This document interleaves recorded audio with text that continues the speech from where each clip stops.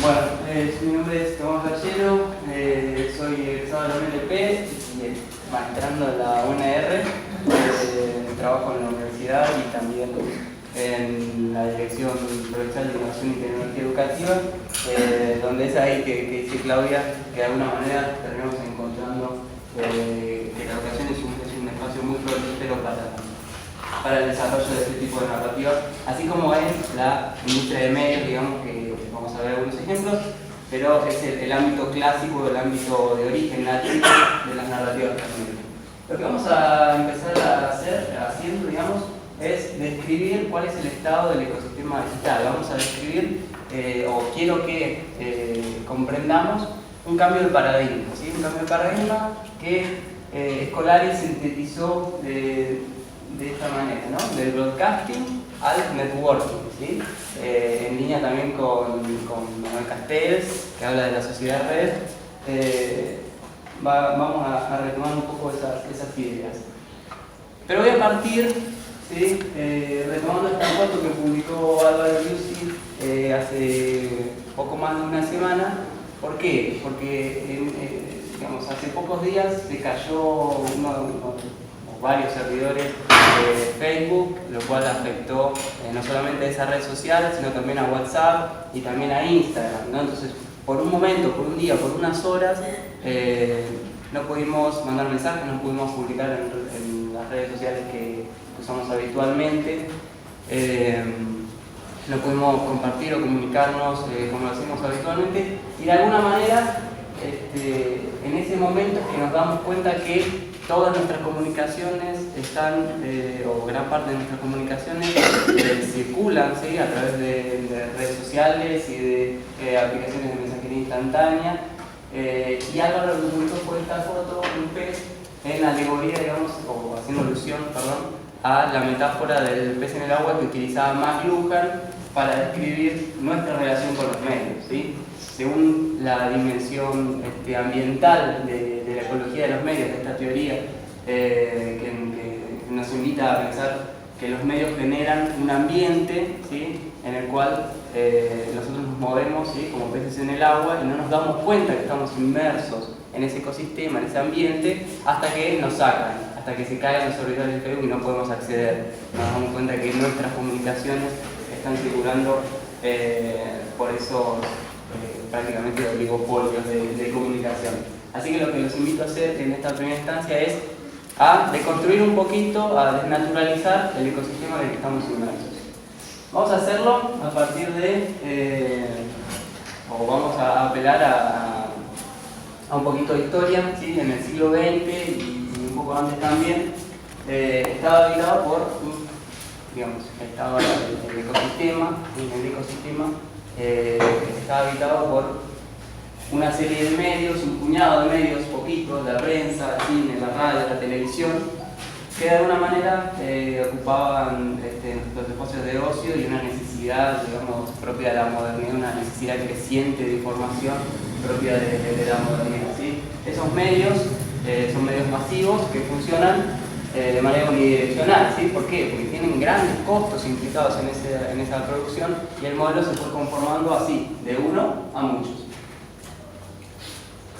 El modelo de comunicación, el paradigma del networking que describe Scolari, se parece un poco más a esto, es un modelo reticular, ¿sí? Hoy no hay un puñado de medios, sino que hay una multiplicidad de especies en el ecosistema mediático a través de las cuales digamos, en el cual nos encontramos inmersos y a través de los cuales nos comunicamos, nos informamos y demás.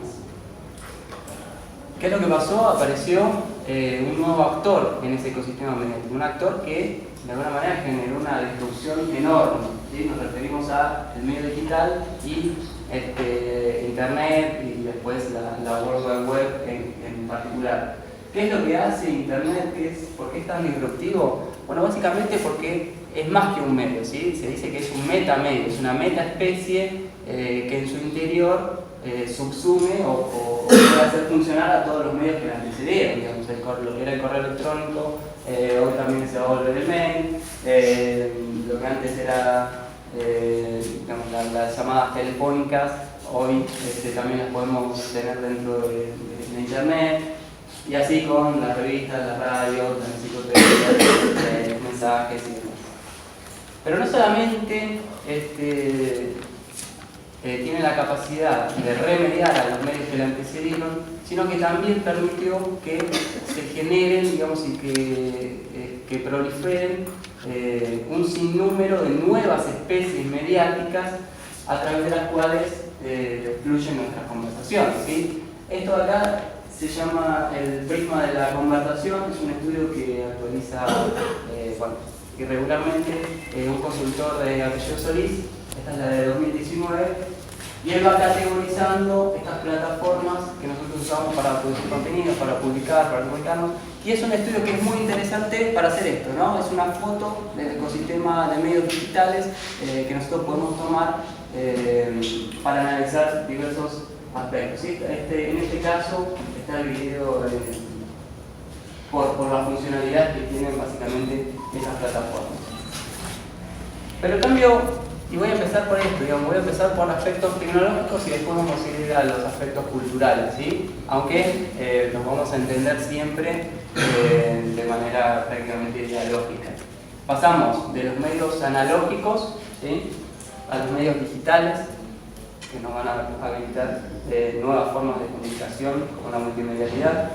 Pasamos de las narrativas secuenciales, ¿sí?, es decir, en el caso del libro, por ejemplo, una letra le sigue a la otra, y una página a la subsiguiente, a narrativas hipertextuales, ¿sí?, en la que digamos, el usuario va saltando a través de hipervínculos, y la prueba más fehaciente de eso es cuando googleamos algo y empezamos a saltar por enlaces y en un momento estamos leyendo algo y no sabemos cómo llegamos prácticamente a ese lugar. Lo que decíamos al principio de la difusión uno a muchos a la reticularidad, ¿sí?, es decir, la multiplicidad de emisores y receptores que están comunicados continuamente. De la monomedialidad a la multimedialidad, poder integrar más de un modo de comunicación en una misma pantalla. Y de la pasividad, y lo pongo en comillas, porque los estudios culturales se han encargado de demostrar lo contrario, a la interactividad en el sentido de que las tecnologías responden a las acciones de los usuarios, ¿cierto? No sé si vieron ese video, pero creo que está linkeado acá en la presentación de los chicos intentando manipular los bebés en revistas como si fueran tablets. Pero no solamente les decía, se trata de cambios tecnológicos, sino que los cambios son eminentemente culturales. Bien, y vamos a empezar por las prácticas de consumo. Hasta hace poco tiempo, en el modelo ese que les mostraba del siglo XX, en el paradigma del broadcasting específicamente, lo que hacíamos los usuarios era justamente esto: pasar mucho tiempo en pocos medios, ¿cierto? La imagen clásica de la familia mirando la televisión. Y hoy nuestra dieta mediática, digamos, se ha atomizado en múltiples situaciones de consumo a lo largo del día, ¿no? Y lo que hacemos es pasar todo lo contrario. Pasamos poco tiempo en muchos medios, ¿sí? Y no solamente eso, sino que esas comunicaciones son ubicuas, se producen en cualquier momento y en cualquier lugar, ¿sí? Esto que podemos describir de manera humorística a través de los Simpsons tiene su correlación en los datos. Traje este gráfico en particular, elaborado por Nielsen, porque es del tercer trimestre de 2018, el trimestre de 2018, que de alguna manera nos da cuenta de cuál es la dieta mediática de un sector, en este caso Estados Unidos, pero traje algunos datos de Argentina también. Si sumamos la cantidad de tiempo que pasan en televisión, con los smartphones, con la radio, esto es solamente en dispositivos digitales, conectados a la TV, digamos, a las Smart TVs, con tablets o en la computadora, prácticamente tenemos una dieta mediática que ocupa algo así de 12 horas, lo cual es una barbaridad, una gran parte de nuestro tiempo. Hay muchas aplicaciones para contar el tiempo que uno pasa, por ejemplo, con su teléfono, y ahí se da cuenta que es realmente preocupante, porque son horas que pasamos en pequeñas situaciones de consumo y de producción de contenidos. En Argentina no tenemos datos tan específicos, pero les recomiendo, si les interesa el tema, mirar los datos del CINCA, de la encuesta de consumos culturales, que tenemos del 2013 y del 2017, solamente para comparar, faltarían datos más actualizados, pero si ya en 2017 nos daba que el tiempo de uso promedio de Internet era de 4 horas por día, el 80% de la población utilizaba Internet y usaban los celulares, y me fijé en eso, digamos, porque es el dispositivo predilecto para escuchar música, radio, leer diarios y revistas, jugar videojuegos, y entre las actividades más realizadas estaba la visualización de videos en YouTube, en segundo lugar. Bueno, podemos tener también un panorama de cuál es la dieta mediática en términos digitales de los argentinos.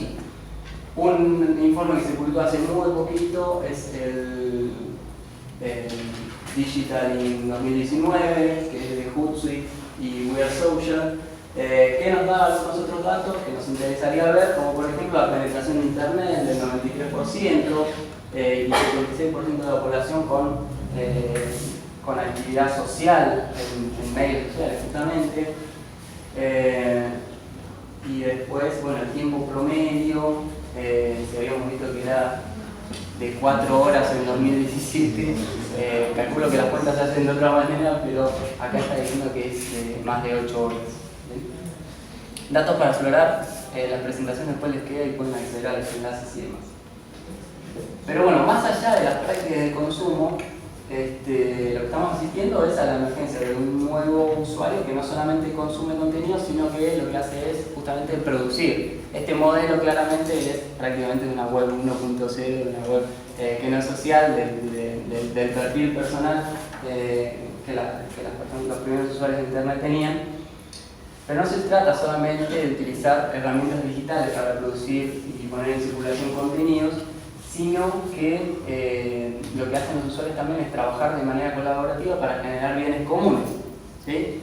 Y ahí encontramos dos conceptos que son muy interesantes para explorar, que es justamente el de las culturas participativas, que viene a proponernos Jenkins, y el de la inteligencia colectiva. Y la inteligencia colectiva la vamos a pensar, me parece que dialoga mucho con el trabajo que hacen ustedes en la cátedra, porque de alguna manera es una nueva forma de poder mediático, va a decir Jenkins, un poder mediático que emerge no de arriba abajo, sino de abajo hacia arriba, ¿sí? Poder hacer este tipo de,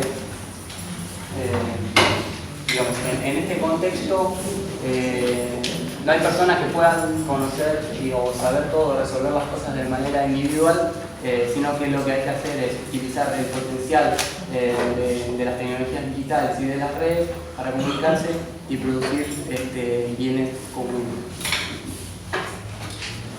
Bueno, entonces ese ambiente que les presentaba al principio, podemos describirlo, o lo describe Alvarello en un documento que también les comparto, de esta manera, digamos, como asistimos a un contexto en el cual proliferan culturas participativas que utilizan tecnologías relacionales como los dispositivos móviles y las redes sociales para comunicarse y para poner en circulación el contenido mediático, ¿sí? Acá lo interesante es que el contenido deja de ser un paquete que se distribuye de manera unidireccional y el contenido comienza a fluir, ¿sí?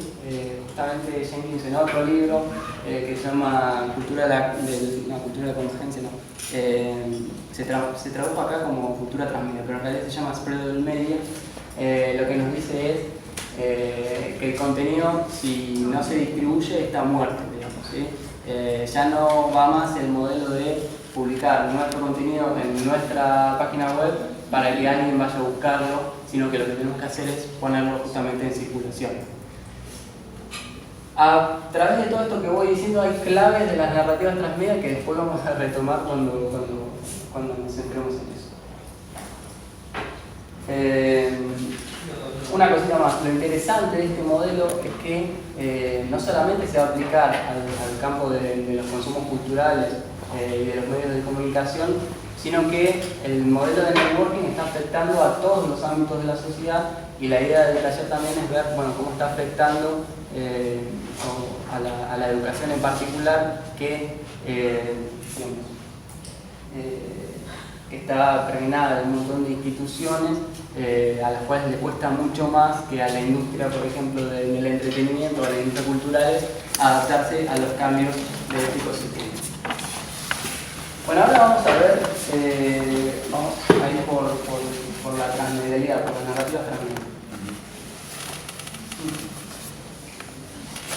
Que para mí es justamente eso, lo hablábamos antes de una reunión que tuvimos, que el adjetivo transmedia, ¿sí? Porque no es un sustantivo, justamente lo que describe es cómo se produce y cómo se consume la cultura en el ecosistema mediático, ¿sí? Lo que nos dice Jenkins es que de un tiempo a esta parte, voy a ir con algunos ejemplos clásicos, extraídos del libro de Narrativas Transmedia, todos los medios cuentan de Colari. De un tiempo a esta parte lo que empezamos a ver son productos culturales que exceden sus plataformas originales, ¿cierto? Producciones que comienzan como una serie de audiovisual para el cine y se expanden en cómics, en juegos, en atracciones y demás. Historias que comienzan en un libro y exceden sus soportes originales y se expanden a videojuegos, a mucho merchandising, y tienen fans que realizan convenciones, que escriben ficciones, digamos, y empezamos a ver un montón de fenómenos en torno a producciones culturales como estas que describimos. Básicamente lo que vemos, esto sería este era el modelo de las franquicias, digamos, hasta fines del siglo pasado, ¿no?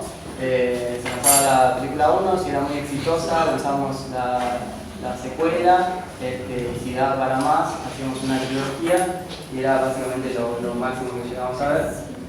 Pero lo que hicieron productores de la talla como las ahora hermanas Wachowski es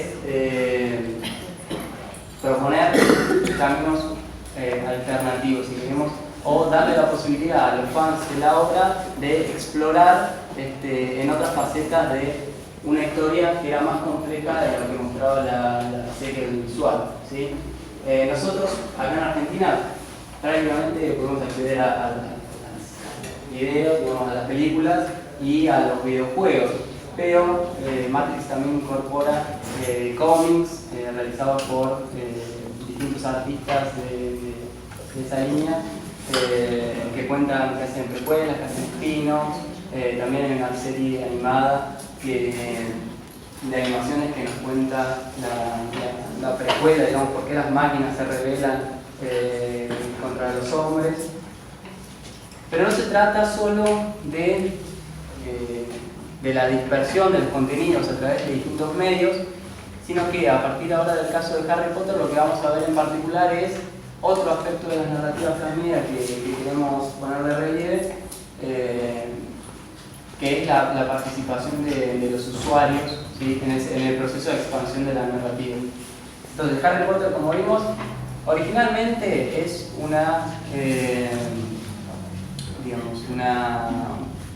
mantiene una estrategia cross-media de comunicación, ¿sí? Porque básicamente lo que hicieron es una serie de libros que después fue llevado de manera bastante fiel, ¿sí? al formato audiovisual, ¿sí? Y salió en el cine. Se sacaron, creo que tuvo más de 10 videojuegos, una atracción en Disney, el Wizarding World of Harry Potter, sumaron mucho merchandising. pero se trata más que de consumir, ¿sí? Los fans empezaron a hacer algunas cosas medio raras, y otros directamente comenzaron a escribir sus propias historias en torno al mundo ficcional, al universo narrativo de Harry Potter, ¿sí? Acá lo que vemos son capturas de Magspace Wiki, magnet.com y de fanfiction.net, que es la red que de alguna manera, o más conocida, que agrupa a fans que escriben ficciones sobre distintas, en base a distintos universos narrativos. Y en el caso particular de Harry Potter, que es muy interesante, se sucedió lo que Jenkins escribió en su libro de manera muy pormenorizada, que son las guerras de Potter, ¿no? De Potter War, porque lo que sucedió fue que esta chica mantenía un sitio que era una suerte de diario de Howard, en el cual ella ayudaba a chicos más chicos que ella a mejorar, digamos, sus competencias en la escritura, y publicaban ficciones, y la Warner Bros. Empezó a intimar a los chicos a bajar sus producciones, y los que tenían webs a directamente transferirle los dominios a la Warner.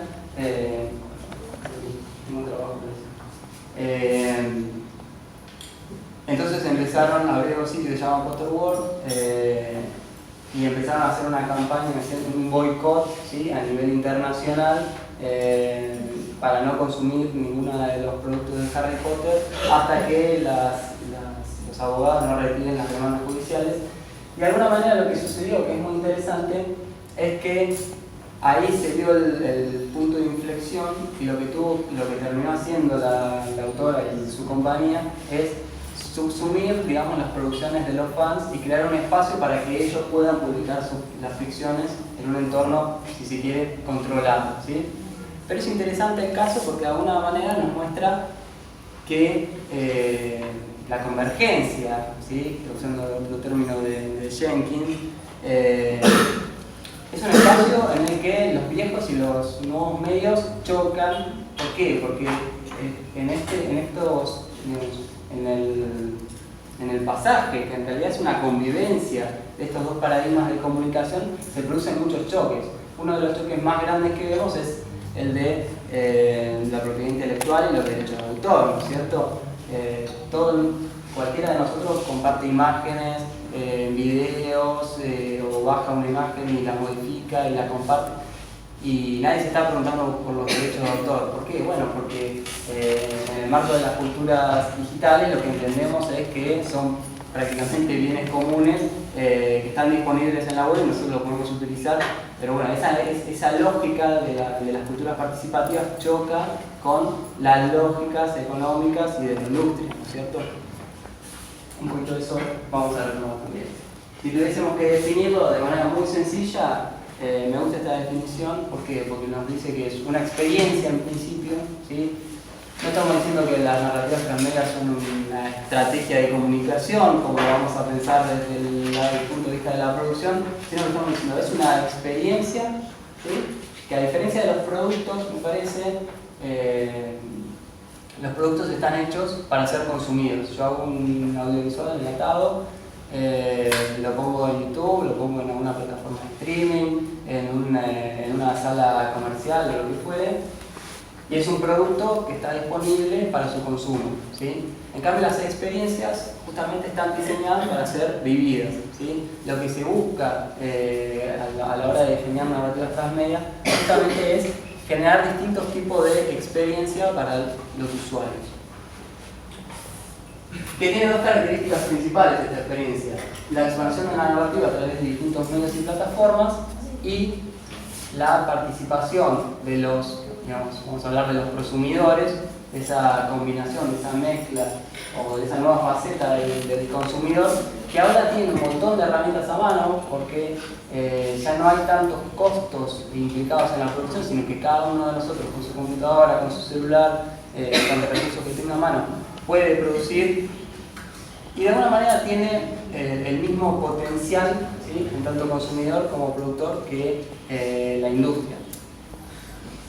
Con muchas comillas, digamos, ¿no? Esa democratización es muy discutida, es muy relativa en realidad, pero se supone, digamos, o abogamos muchos de nosotros por una red neutral que mantenga de alguna manera o digamos, que garantice que cada uno de nosotros tiene el mismo potencial para poner en circulación contenidos que el otro. Ahora, leyendo esa definición, quizás nos haga un poquito de ruido y decimos, bueno, ¿es realmente nuevo esto de las narrativas transmedia?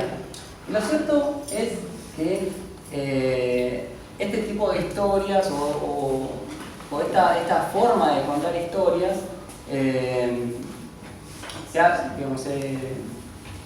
ha sido desarrollada por el ser humano, pero de una manera prácticamente intuitiva, ¿no es cierto? Lo podemos ver con, algunos dicen la Biblia, a mí me gusta decir la historia de Jesús, en realidad, que tiene una dimensión, digamos, en el plano canónico, es decir, lo que serían las narrativas oficiales, ¿sí? Porque en las narrativas transmedia vamos a reconocer dos grandes campos, ¿sí?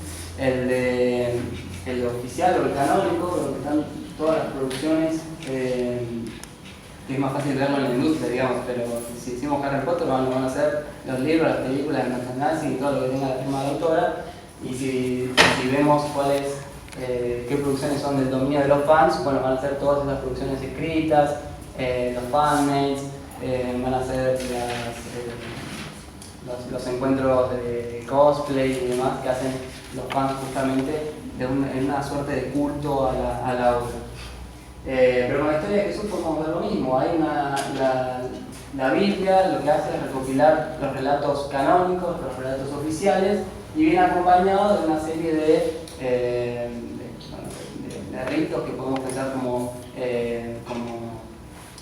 performance, ¿sí? Como espacios para compartir, y además lo que hacen es adaptar la narrativa a cada uno de sus usuarios, es decir, el Via Crucis o los vitrales y demás, justamente servían para que los iletrados pudiesen acceder, digamos, a las mismas historias que se estaban contando en la Biblia. Y a la vez encontramos en el dominio del fandom, encontramos un montón de contribuciones que hacen los devotos, ¿sí? Aquellos que tienen relatos de milagros o que militan de alguna manera para que un santo sea canonizado y demás. Es decir, vamos a ver que la narrativa de la Iglesia y la narrativa de los fieles de alguna manera converge, convive en ese gran universo transmedial. Si tuviésemos que resumir de alguna manera cuáles son los principios de las narrativas transmedias, que ahora vamos a usar un poquito para hacer alguna producción, bueno, que las historias se expanden a través de múltiples medios y plataformas, ¿sí? Ya no pasa lo que sucedía, digamos, podemos pensar en las narrativas transmedias como una instancia superadora a la multimedialidad, que básicamente es combinar dos o más medios en el marco de una pantalla, ¿sí? En entornos digitales, y de las estrategias cross-media que de alguna manera lo que buscaban hacer era, o que para las cuales necesitamos consumir todas las piezas para poder entender el sentido final. Otra de las características de las narrativas transmedia es que cada una de las piezas de contenido, digamos, que conforman ese mundo narrativo, tienen que poder ser accesibles de manera independiente, ¿sí? Yo no leí los libros de Harry Potter, solamente vi las películas y tengo una comprensión de la historia, ¿no es cierto? Pero aquel que leyó las novelas y vio las películas tiene una comprensión mucho más amplia. Y bueno, el fan justamente es aquel que de alguna manera busca todas las piezas que andan dando vuelta en el universo, y cuando no le alcanza lo que tiene, incluso por devoción, puede producir otras piezas, contar otras historias que no han sido abordadas dentro del canon. Las historias, los personajes, sus comportamientos, forman parte de un mismo mundo narrativo, ¿sí? Ya no se trata de contar, digamos, para una narrativa transmedia no necesitamos una historia, sino que necesitamos un conjunto de historias que formen parte de un mundo narrativo que pueda aglutinarlas, ¿sí? El mundo narrativo es mucho más complejo. Si quieren de una dimensión aristotélica, el mundo narrativo está conformado por el topos, el etos y el mito, ¿cierto? Es decir, es un espacio, en referencia al topos, el mundo narrativo transcurre en un espacio y en un tiempo determinado, tiene una serie de personajes, hay un conflicto y esos personajes tienen cada uno su propia ética de comportamiento y de acuerdo a cómo se va a desenvolver en ese mundo. Otra de las características es que una parte de los consumidores asume un rol activo en el proceso de expansión y que los consumidores pueden tener distintas experiencias. Cuando yo les decía al principio que cuando veíamos esto de que pasamos poco tiempo en muchos medios, justamente las narrativas transmedia es la estrategia que encuentra la industria en principio para llegar a esas audiencias que en realidad están atomizadas. Si antes estaban todas en el cine, le dábamos películas y ya estaba, digamos. Pero ahora ya no están solamente en el cine, están en Netflix y están en las redes sociales. ¿Y cómo hacemos para llegar a eso si ya no vamos más al cine? Y bueno, tenemos que de alguna manera, dice la industria, dice Hollywood, dice Jenkins que estaba pensando con ellos en foros y demás, tenemos que disgregar nuestro mundo narrativo para poder llegar a los usuarios en donde estén. Y bueno, la diferenciación de los dos. Voy a avanzar y nos vamos a acercar a la educación.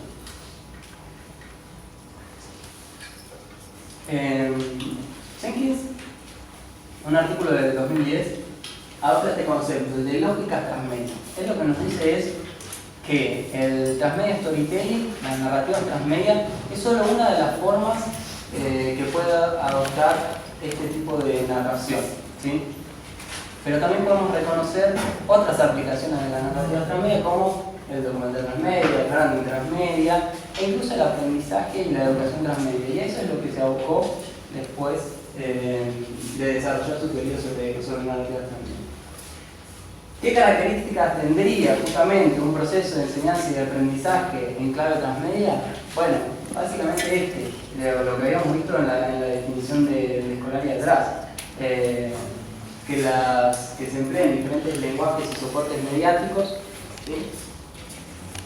Ya no para el despliegue de contenidos, o sea, de contenidos, sino de contenidos curriculares. Y la producción de contenidos por parte de los estudiantes.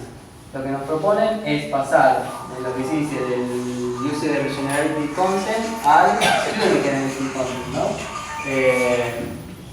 Que los usuarios, en este caso van a ser los estudiantes, puedan producir contenidos y aprender en ese proceso. ¿Cuáles son las motivaciones que encuentro y recopilo también de diversos estudios para vincular las narrativas transmedias con la educación? Varios. Me parece que el primero es muy interesante, ¿no? Que las lecciones pueden ser más efectivas cuando se transmiten en más de un modo de comunicación. Esto hace referencia al concepto de inteligencias múltiples de Gardner. Dicen, no todos aprendemos de la misma manera, entonces, si bien no es justamente descuidar la lectura en el aula, pero no estaría mal poder combinar la lectura con formatos audiovisuales, con formatos más innovadores como los podcasts, que se pueden escuchar, que se pueden consumir digamos, sin necesidad de leer, pero no hay que resignar, y lo vamos a ver en uno de los proyectos que vamos a mostrar más adelante. Bueno, la idea no es resignar la lectura por otros, pero poder diversificar para que todos tengan la posibilidad de interpretar lo que buscamos con nuestros objetivos pedagógicos. Después que las historias, y este sí es un eje interesante, interpelan a los alumnos de las emociones y pueden generar identificación con temas y con contenidos, ¿sí? En los ejemplos que vamos a ver más adelante, vamos a ver cómo una historia, una novela en particular, puede disparar o puede ser el vehículo a través del cual abordar temas que están atravesando, digamos, y que están afectando a los estudiantes y a las culturas digitales en general. Que las narrativas transmedia permiten integrar diversas áreas, proyectos trans e interdisciplinarios, y abordar temas de manera integral. Tienen mucha relación y estamos trabajando en eso también. Me parece que tenemos que tener en cuenta porque las narrativas transmedia tienen mucho que aportar ahí. ¿Por qué? Porque nos permiten trabajar temas desde diversas dimensiones. Después, que nos permiten trascender las fronteras del aula y rompen con los tiempos escolares.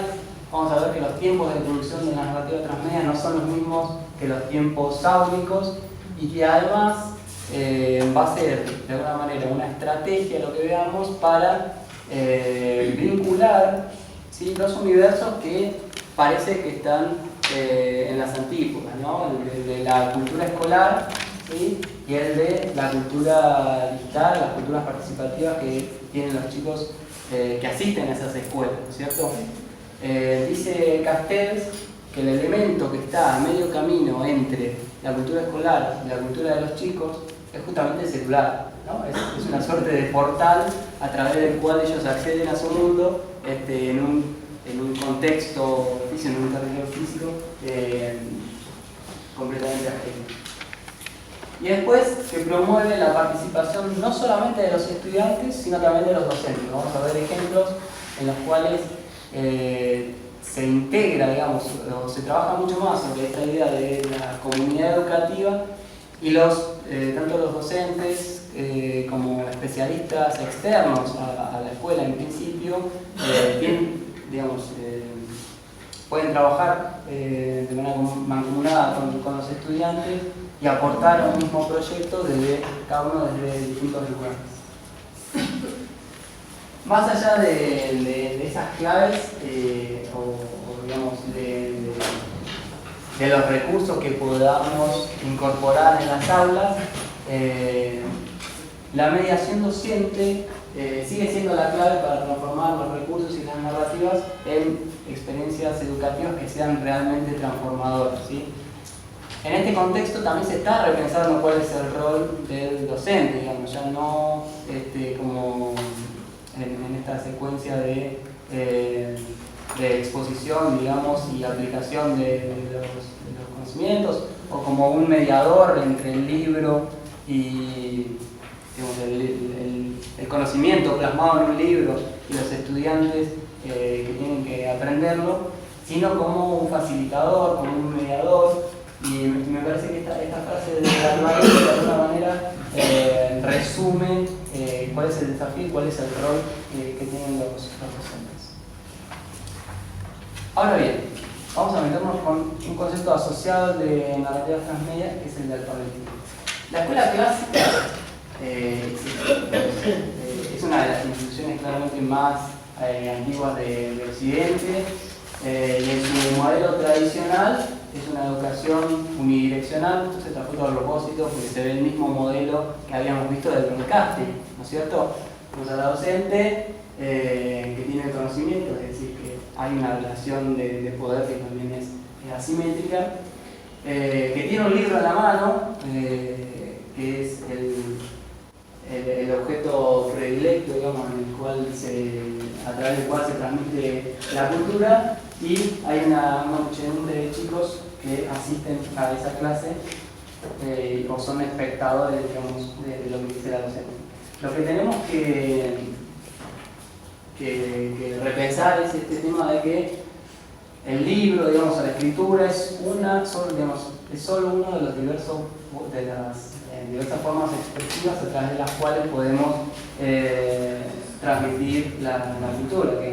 Lo que tenemos que hacer es incorporar, digamos, otros recursos que puedan abonar al mismo objetivo, ¿sí? Pero para esto tenemos que avanzar sobre una alfabetización transmedia. Van a decir algunos autores, otros van a hablar de alfabetización digital, microalfabetización, depende el lugar en el que nos paremos. En particular me gusta el concepto de alfabetismo transmedia porque a diferencia de otros no ve, digamos, a los estudiantes como víctimas de los medios, que era una visión típica de el alfabetismo mediático que surgió en la década de los 60, sino que justamente se pregunta lo contrario: ¿qué están haciendo los adolescentes con los medios? ¿Sí? Esto es parte de un estudio de un grupo de investigación que se llama Transmedia Literacy, que dirigió Carlos Escolari. Y en este gráfico en particular lo que vemos es una taxonomía de competencias transmedia que ellos identificaron a partir de una metodología de, ¿cómo se llama?, de una suerte de etnografía de corto plazo y entrevistas en profundidad que hicieron con chicos de distintos países, ¿sí? Entonces ellos se preguntan qué están haciendo los chicos en medios y mapean todas esas habilidades que tienen los chicos a través de este gráfico. Les recomiendo mucho y está linkeado acá también el estudio para que lo vean. Definen el alfabetismo transmedia como un conjunto de habilidades, de prácticas, de valores, de sensibilidades, estrategias de aprendizaje e intercambio que son desarrolladas y aplicadas en el contexto de la nueva cultura colaborativa. Interesante. Una consulta mínima, Sí. discúlpame, no sé si esto lo vas a transmitir de alguna manera para que nosotros tengamos esos links y eso o no. Yo les comparto ahora con un link. Dale, gracias. No, por favor. Al alfabetismo transmedia le van a interesar las prácticas de aprendizaje informal, ¿sí? Es decir, los chicos aprenden por prueba y error, aprenden, digamos, le pone un ejemplo muy claro, digamos, ¿qué hacen los chicos cuando no pueden pasar un nivel en un videojuego? ¿Van a la escuela a preguntar cómo pasar al siguiente nivel? No, buscan el tutorial, y desarrollan sus propias estrategias de aprendizaje en el marco de, digamos, en la red en general, en la web, para aprender, digamos, y poder resolver lo que tienen que resolver en un momento dado. Entonces, se va a preocupar por eso y además lo que es interesante también es que va a conseguir, digamos, voy a ponerlo en otros términos, digamos. La alfabetización tradicional está centrada en la lectoescritura, ¿no es cierto? Es decir, busca formar a los ciudadanos, a los chicos, en las competencias básicas para que puedan convertirse en letrados y acceder de alguna manera a la cultura escrita que está plasmada en los libros, ¿no es cierto? E interpela a esos destinatarios de alguna manera como iletrados, ¿sí? La media literacy, ¿sí? La alfabetización mediática de mediados de los 60, digamos, estaba pensando en los efectos de los medios y principalmente de la televisión en los ciudadanos, ¿no es cierto? Entonces, interpela a esos ciudadanos como víctimas de los medios y lo que busca hacer es darle una serie de herramientas interpretativas en primera instancia y después promover el desarrollo de algunas competencias de producción particular de productos audiovisuales y demás. Y la media literacy, digamos, diferenciándose de eso, interpela a las personas como usuarios, justamente como prosumidores, y lo que busca es identificar cuáles son sus estrategias y lo que nosotros vamos a proponer justamente es poder utilizarlas dentro de la red. ¿Sí?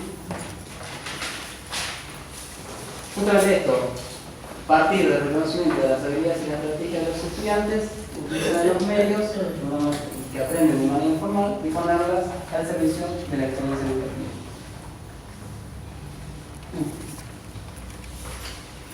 Perdón, estaba medio trabado. Vamos con algunos ejemplos y ya nos ponemos a trabajar, así dejo de hablar. Les traigo algunos ejemplos. Me parece que tenemos algunos problemas para nombrar a nuestro objeto. Algunos hablan de educación transmedia, otros de narraciones transmedias educativas, otros de narrativa transmedia y educación, o experiencia transmedia.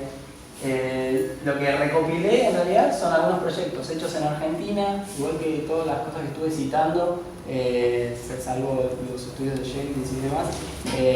Intento colar autores de acá, porque la foto que se ve en el exterior es muy distinta a la que vemos nosotros en nuestro país, y me parece que es interesante en ese sentido. O sea, podría traer grandes proyectos de afuera, pero elijo seleccionar 4 proyectos de acá para que además puedan consultarles a los autores que no están muy lejos si quieren saber más.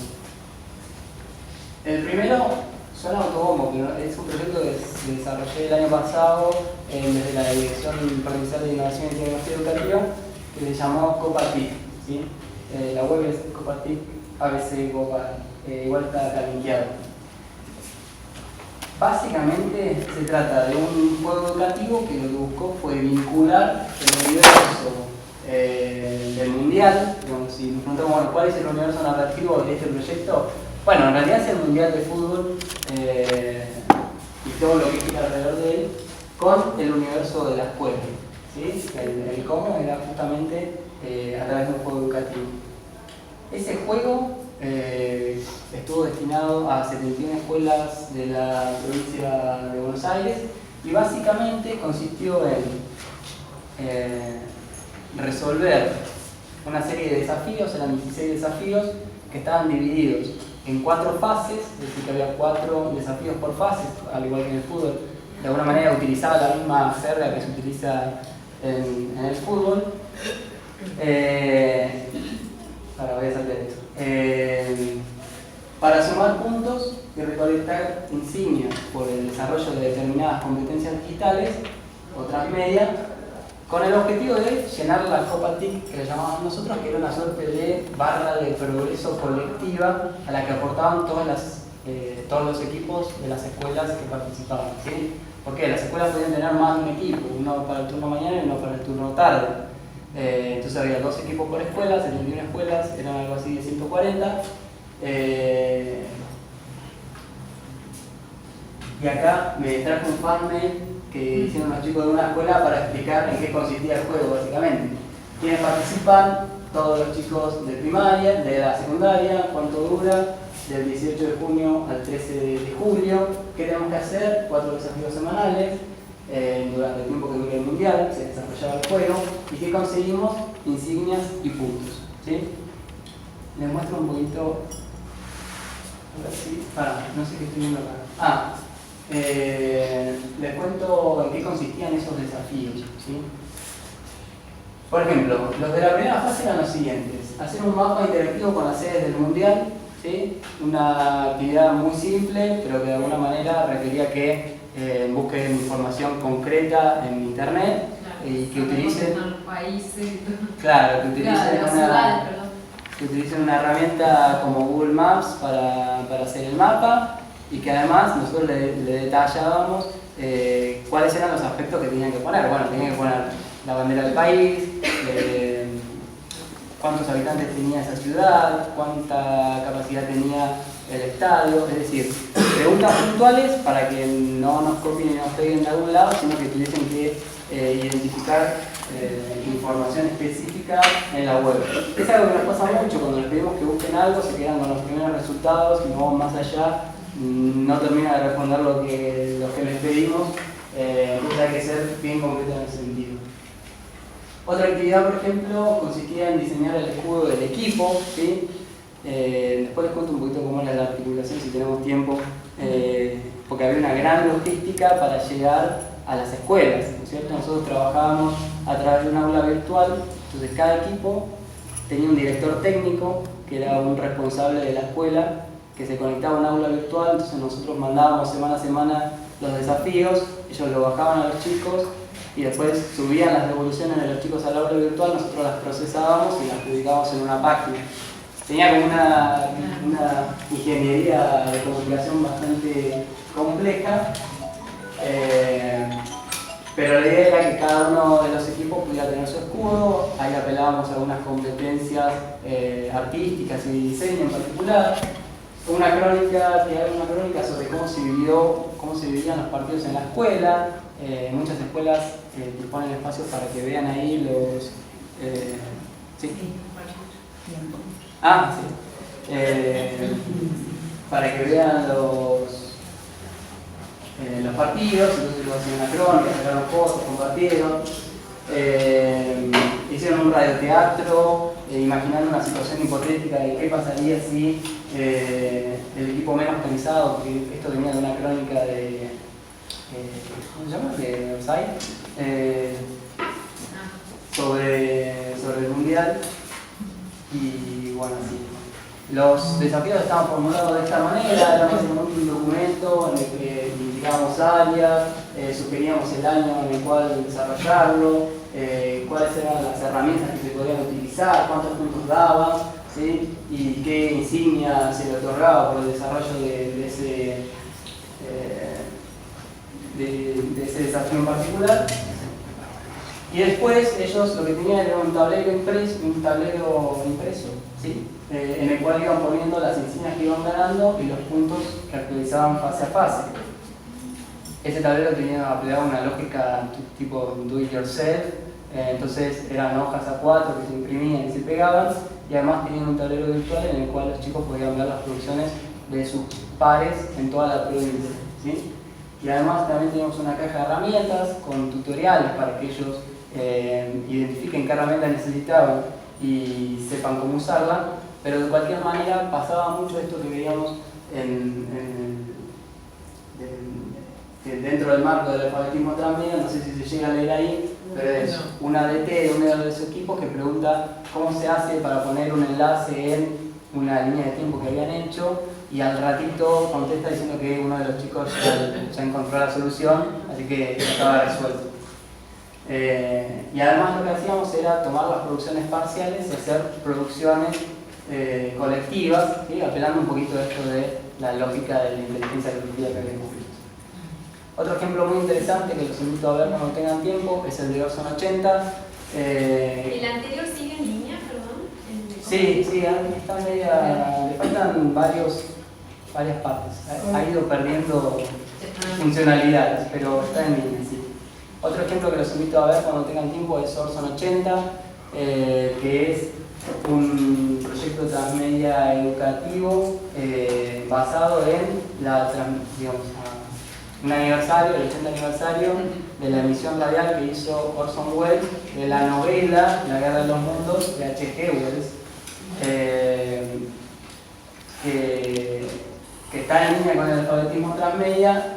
Y es muy interesante porque a partir de esta historia de la Guerra de los Mundos y lo que ellos consideran que es la primera expansión transmedia de la historia, que es la de Wells, ellos trabajan la relación con la tecnología y la percepción del mundo, actividad cultural, inclusión, exclusión, el marciano como el otro, las noticias falsas y la posverdad, que es un tema que está muy en moda en estos días, y las diferencias entre la realidad y la ficción, ¿sí?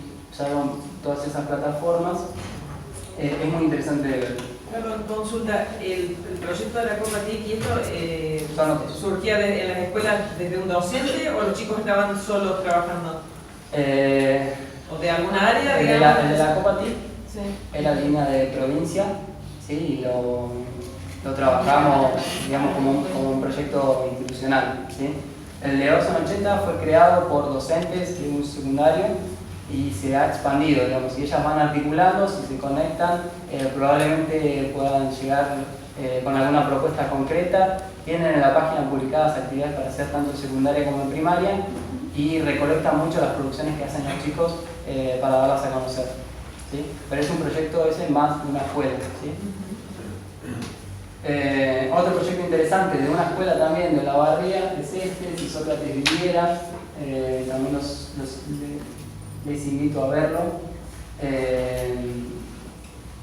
que básicamente, y este es distinto al de Orson 80 porque ya no, el disparador no es una historia, sino que busca trabajar contenidos curriculares concretos, ¿sí? Dentro de una clase de filosofía.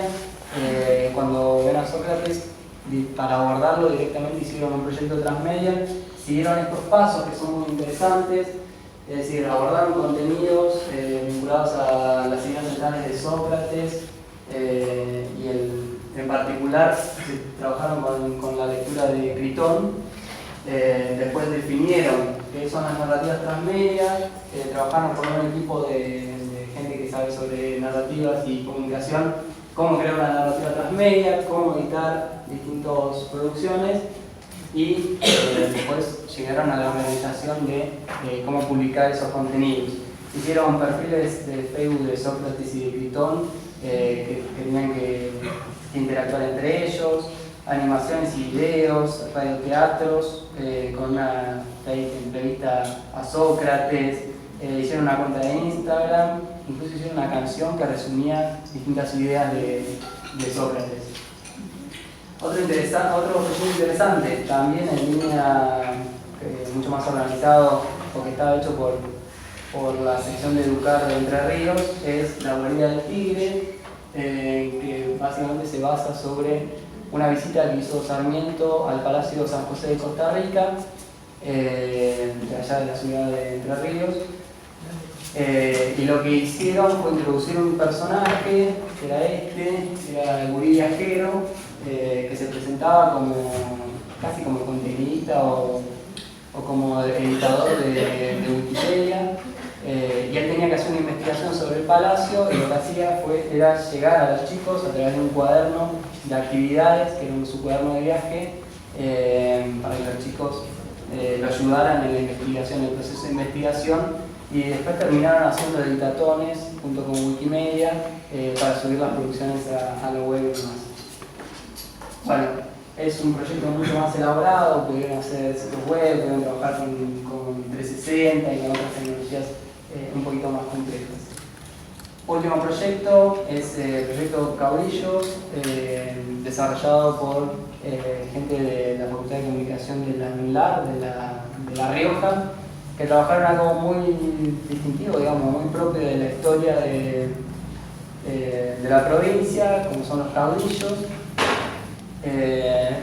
y lo combinaron con una estrategia de aprendizaje basada en proyectos. Trabajaban específicamente en escuelas primarias y creo que secundarias también, con dos personajes, con Quiroga y con el Techo Peñalosa, que iban a las escuelas, hacían capacitaciones y buscaban descubrir qué era lo que sabían los riojanos sobre los caudillos en general. Y después publicaron un libro que está muy interesante también en línea de narrativas transmedias. Este era un pequeño videíto de cómo ellos resuelven una producción de manera bastante sencilla con Playmobil y un guión. Los dejo con algunas claves para hacer proyectos y nos ponemos a trabajar porque la verdad que se hizo re tarde.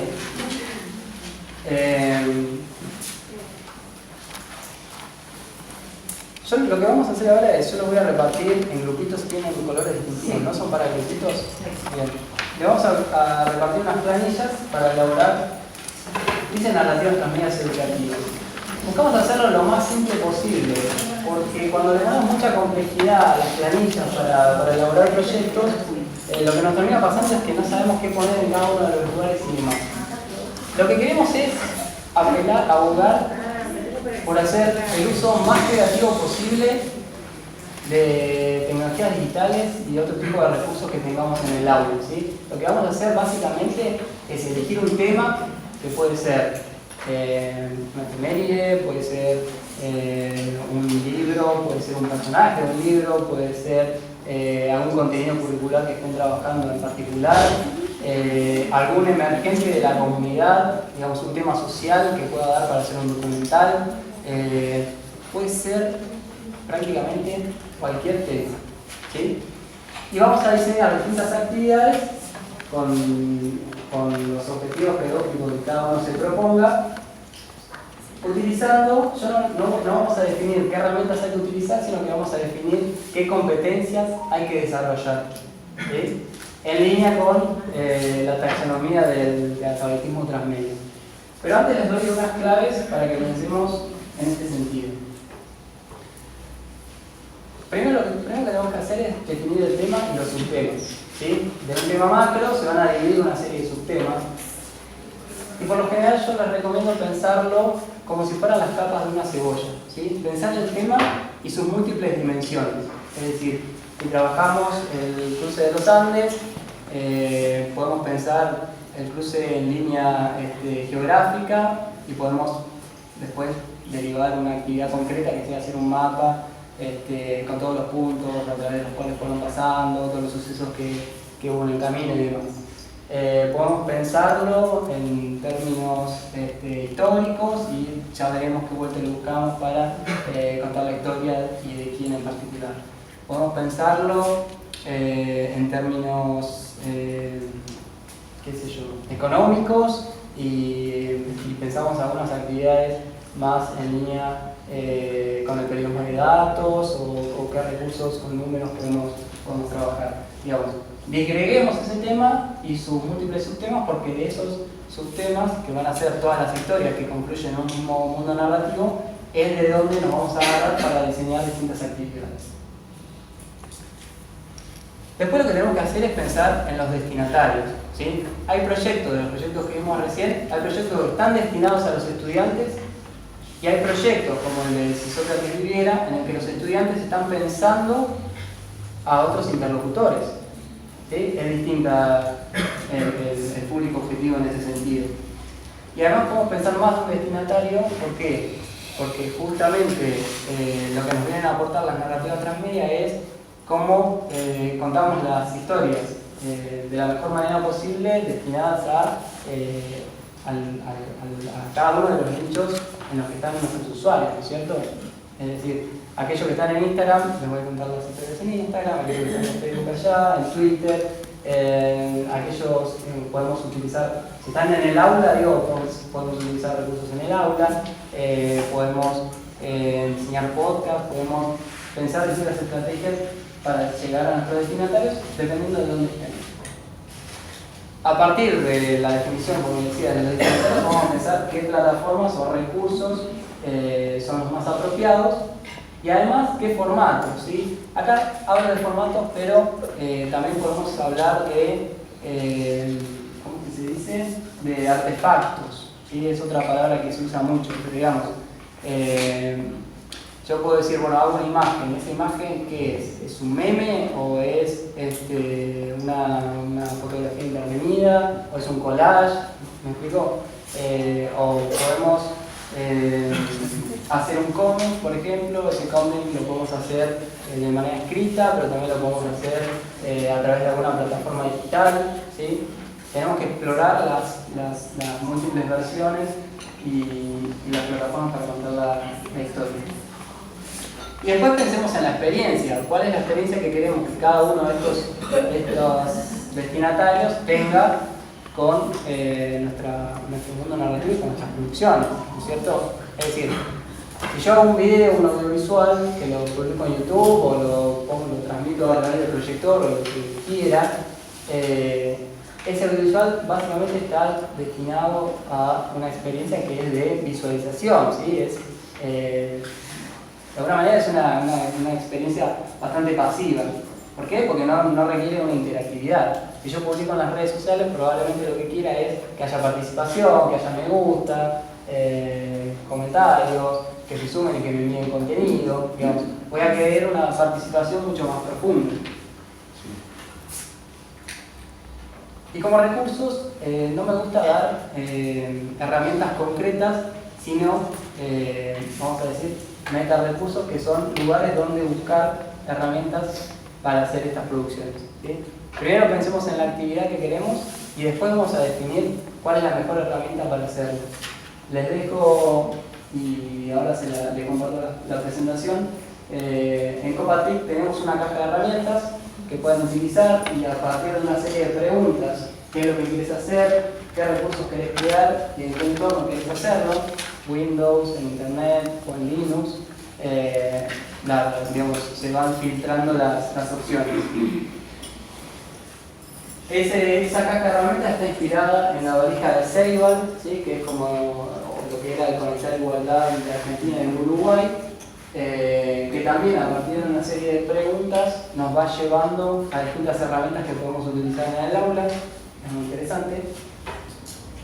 Y después, para los que, digamos, sientan que ya tienen otro nivel de producción, sepan inglés y puedan explorar otras opciones, les recomiendo que pasen por las herramientas de Hackstory para ver, digamos, son herramientas más pensadas para periodistas, pero también se pueden explorar para hacer algunas cosas más experimentales, con 360, con realidad virtual y en formatos digitales más innovadores. Eso es todo. Yo voy a compartir eso. Acá les dejo algunos recursos para profundizar y les dejo eso por si quieren bajar la app.